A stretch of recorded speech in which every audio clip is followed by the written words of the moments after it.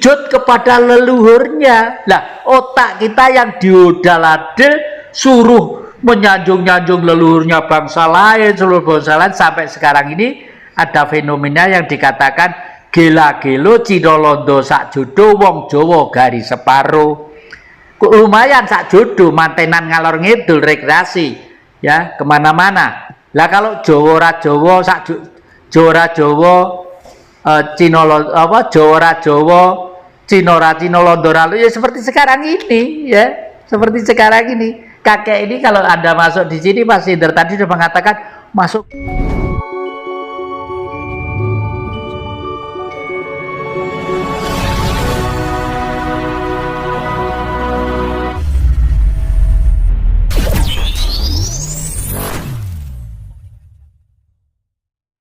Leng-leng rambyaning kang sasangkaku menyar.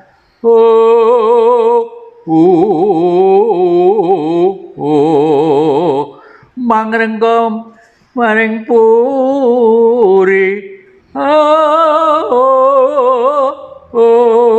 mangkin tanpa siring. Jadi setelah bumi gonjang-ganjing tadi itu barulah leng-leng rambyaning kang sunyi senyap, tidak ada suara apa-apa ya.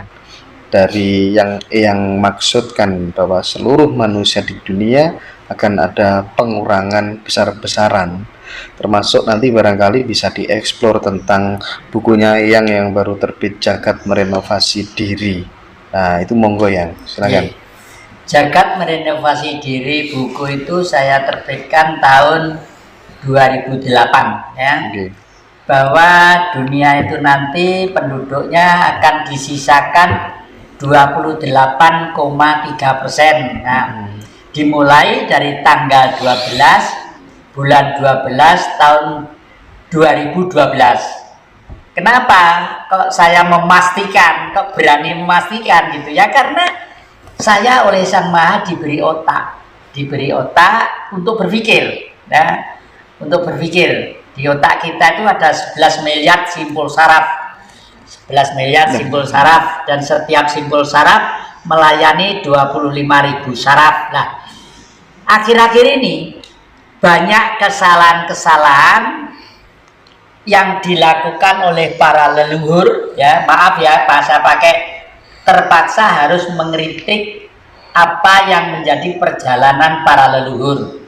Ya termasuk buyut-buyut, cangga-cangga saya, kakek-kakek saya. Nah, karena kebenaran itu butuh kecerdasan. Sopo sing bener pinter mesti bener. Sopo sing bener pinter mesti bener. Bener itu jujur ya. Kuncinya ada 5. Angen-angen bener, ini ajaran Buddha 500 tahun sebelum Masehi. Angen-angen bener, pikiran bener, tutur kata bener, pribadi bener, bergaul bener ya. Yang kedua, dari ini saya semakin lama semakin melihat perilaku manusia yang menggunakan buku-buku untuk ajaran ketuhanan dalam tanda petik, umumnya itu tidak dilaksanakan dengan kejujuran hati, sehingga perilakunya itu betul-betul manusia bertuhan. Umumnya hanya dihiruk-pikukkan gara-gara kepentingan beberapa macam subjektivitas individu. Entah itu ben terkenal, entah itu ben muridnya saya akeh, entah itu untuk gini, umumnya pada waktu itu ya. Karena saya hidup di Singosari itu memang sengaja. Saya itu di sana itu ada kurang lebih 119 pondok pesantren ya. Saya hidup di sana itu pengen nguping telinga saya itu, pengen belajar dari beliau-beliau supaya tahu loh, ternyata yang diajarkan tuh bener loh. Tapi kenapa kok semakin lama manusia semakin gini?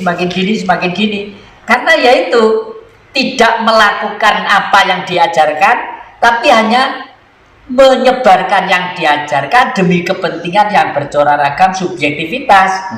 Makanya terus saya membuat buku inilah. Di baliknya ini ada suatu gambar, ini gambar wayang, ini bumi, ini Bathara Kala. Leluhur kita termasuk salah ya. Kenapa? Kalau meruat, diadakan acara ruatan, Bathara Kala itu selalu mengejar-ngejar orang yang gono gini, untang-anting kebanting, Pandhawa 5, Pendawi 5, dan lain sebagainya. Secara logika, loh wong susah kok malah dikejar-kejar. Terus saya bertanya kepada Sang Mahakala sendiri, tidak seperti itu, ya. Dibimbing saya oleh Yang Badranaya. Loh kok Badranaya Semar katanya kok ditanya? Kalau orang menganggap itu hanya nonton wayang sebagai hiburan, ya seperti itu. Tapi Yang Badranaya itu adalah leluhur kita. Setelah bumi ini tercipta, tumbuh-tumbuhan ada binatang ada, beliau itu sudah berbentuk plasenta ribuan tahun. Plasenta itu apa? Isinya janin. Nanti kalau keluar janin itu adalah perwujudan Sang Maha sendiri yang bersinar dalam tubuhnya yang disebut Tuhan. Nah, gitu. Jadi yang Purwakala namanya saja Hyang Purwakala. Hyang itu adalah tinggi, Purwa itu permulaan, Kala itu zaman. Pada waktu zaman permulaan sebelum Sang Maha Pencipta menciptakan bumi, langit, matahari, bintang-bintang, air, samudra yang sedemikian banyaknya, diciptakanlah Sang Penjaga supaya ekosistem itu berjalan rutinitas sesuai dengan hukum dialektika, yang berjalan secara kontinu.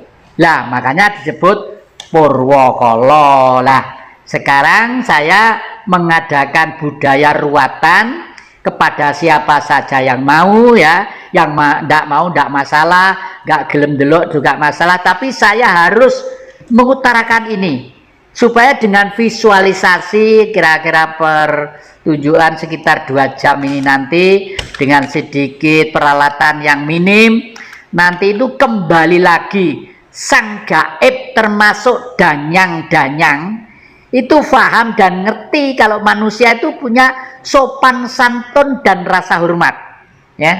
Karena sebelum dilahirkan manusia, danyang-danyang itu sudah ada lebih dulu, ya. Dan tugasnya danyang-danyang adalah menjaga kultur alam yang terus-menerus dijaga, karena tugas Sang Maha tadi itu di bawah koordinator Sang Purwakala tadi itu nggih. Lagi bagaimana ya caranya supaya Indonesia ini bisa keluar dari cengkraman Cina, cengkraman Amerika dalam tanda kutip, kira-kira bagaimana ya? Termasuk di dalam buku ini itu sudah saya jelaskan bahwa salah satu alternatif, ya, alternatif untuk bertahan minimal satu, kita harus sadar bahwa kita hidup dalam suatu wilayah yang semua serba ada, ya, baik soal kepentingan makanan, soal kepentingan berbusana, ya, banyak kapuk kapasnya dan sebagainya, masalah tambang-tambang alam, masalah energi di hutan-hutan, di gunung-gunung, dan semua ada. Yang di negara lain tidak ada. Kalau negara lain yang miskin dan minim bisa hidup bermewah-mewah seperti itu, lah kita kok tidak? Ya karena cara berpikir kita. Oleh karena itu, sekali lagi saya ulangi, teori Bung Karno tentang Trisakti masih sangat relevan. Bebas aktif dalam politik, berdikari dalam ekonomi, dan berkepribadian dalam kebudayaan. Bebas aktif dari segi politik. Hei Amerika, kamu jangan sombong. Kamu bisa membuat rudal, kamu bisa membuat nuklir, segala macam. Hei Cina, kamu bisa menguasai wilayah-wilayah lain karena memang kamu adalah etnis yang rajin dan gemar untuk menyebarkan pengaruh lewat budaya dan selalu dengan sistem yang sangat sistematis. Di dalam suatu kota, kalau kelenteng itu mesti cedek dengan pecinan, mesti cedek dengan pasar-pasar, dengan toko-toko. Karena sampai kapanpun manusia itu tidak bisa lepas dari pasar, toko, dan kebutuhan-kebutuhan. Nah, tapi kelebihan Cina apa? Dimanapun berada tidak pernah ninggal dari kepercayaan terhadap leluhurnya. Kelenteng itu adalah tempat upacara untuk menyatu fokus sujud kepada leluhurnya. Lah, otak kita yang diodal-adil suruh menyanjung-nyanjung leluhurnya bangsa lain, seluruh bangsa lain, sampai sekarang ini ada fenomena yang dikatakan gela-gelo Cina Londo sak jodo wong Jawa garis separo. Lumayan sak jodo mantenan ngalor ngidul rekreasi ya kemana-mana. Lah kalau Jawa Jawa sak Jawa Jawa Cina apa Jawa Jawa Cina Londo ya seperti sekarang ini ya, seperti sekarang ini. Kakek ini kalau Anda masuk di sini, Mas Indra tadi sudah mengatakan masuk kok dingin, semuanya serba indah, karena saya pecinta alam dan pecinta seni. Nah, pecinta alam dan pecinta seni itulah yang menumbuhkan satu budaya yang mapan. Makanya dalam Trisakti yang ketiga disebut berkepribadian dalam kebudayaan, gitu loh Mas. Yang ini kan anu ya, dalang ya. Yeah. Coba ada yang sedikit apa bumi gonjang ganjing supaya orang tahu gitu loh, dan maknanya apa gitu kira-kira ya. sing pinter iki sing mancing kok dadi aku kok nggih. Ya. Sebenarnya negara pertama setelah Atlantik tenggelam itu adalah negara yang ada di lembah Gunung Arjuna. Gunung Arjuna itu gunung purba, namanya Herjuna. Her itu air, Juna itu laki-laki. Orang yang lahir di lembah Gunung Arjuna ribuan tahun, ratusan atau puluhan tahun atau sekarang, pasti kalau dia tekun belajar tentang nasionalisme dan leluhur, pasti menjadi orang istimewa. Meskipun dia sudah ada di luar negeri, dimanapun, dan dimanapun. Akhir-akhir ini di Sumberawan ada seorang paranormal dari Belanda ya, saya kenal dan pernah main-main ke rumah yang sini. Terus sekarang itu berada di Laut Selatan, di tepi Laut Selatan bersama-sama dengan masyarakat. Loh, kenapa mau ke sana? Karena gini Romo, ini pantai selatan itu kan akan dibuat jalur timur. Saya harus bersama-sama rakyat membuat alternatif. Jangan sampai nanti di sana menjadi daerah modern, jalur simpang siurnya duit, tapi rakyat tidak ikut makan lagi. Nah, saya yakin mungkin karena tidak bisa dibuktikan secara nyata, mungkin siapa tahu kalau sukma yang kebetulan getih dagingnya Belanda tadi itu sukma leluhur-leluhur kita bisa juga ya toh. Seperti Mas Hendro dan adik-adik ini begitu rajin mengungkap kembali tentang kultur budaya bangsa, mustahil kalau itu sukma bukan sukma leluhur yang dulu pernah ada di sini entah ribuan atau ratusan tahun yang lalu. Kalau ento tidak seneng mbok sampai dipaksa sampai apa, ya tidak akan tertarik dan tidak usah kita paksa. Karena apa? Karena manusia akan disisakan tidak sampai 30% ya toh. Ya, gimana ya? Bumi gonjang ganjing gitu gimana? Ya, ini jadi ya. Itu bumi gonjang ganjing itu bumi gonjang ganjing langit kelap-kelap katon lir goncanging alit. Risang mawe gandrung sabaran kadulu. Nah, bumi gonjang ganjing itu sebenarnya pada waktu dulu ada negara bangsa Lemuria yang di negara Atlantik sana ya. Atlantik itu pulaunya dekat Hawaii antara Jepang dan pantai barat Amerika, di tengah sana ada pulau kecil. Nah, tentang sejarah peristiwa ini sudah ditulis oleh seorang profesor doktor ahli arkeolog ya, Ariston dos Santos dari Brasilia. Ariston dos Santos. Itu ya, dari sana beliau menulis bangsa Lemuria yang jenius nanti disebut bangsa Arya. Ternyata keturunannya sekarang yang disebut bangsa Indonesia. Nah, dan ini buku ini sudah saya buat ya. Saya buat tentang eksodusnya seorang Brahmana menyelamatkan diri ke puncak Gunung Arjuna. Itulah dari sana lalu turun membentuk suatu kerajaan Hestina. Makanya jejer wayang Purwo yang bener, wayang asli ya, Kidung Agung harus Hestina. Makanya kidungnya leng leng rambyaning kang sasangkaku menyar